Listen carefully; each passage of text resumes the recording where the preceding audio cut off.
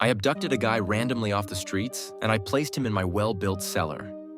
I fed the guy, and there was also a shower in the cellar for him to shower.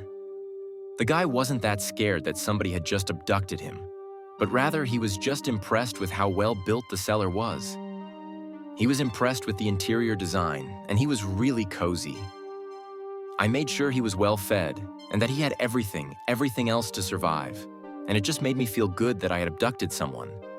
It felt good that I had control over a life, and it gave me some responsibility.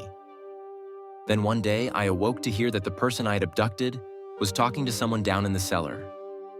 When I went to check, there was another person in the cellar with him. That's impossible, as it is a tight prison where he couldn't go out or back inside. So this second person now in the cellar prison with him, that was odd. It was terrifying, but who could I talk to about it?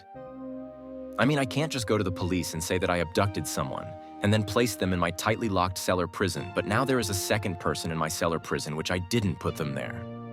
This will be hard to explain, and there is even a gym in the cellar that I had built for them train in. I look after those that I abduct, and I hadn't thought about what I am going to do with them yet. I just have them there.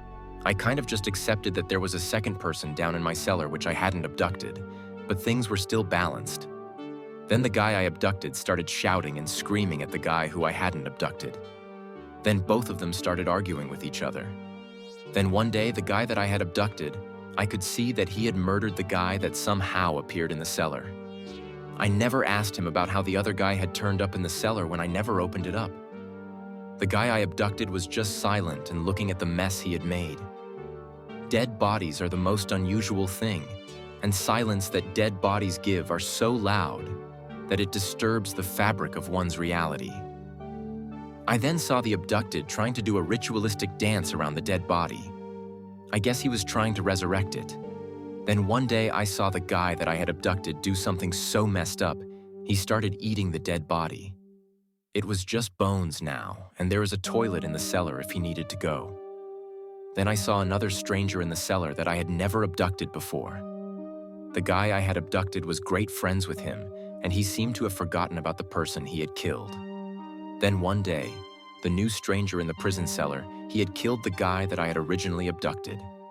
Now I have no idea what to do,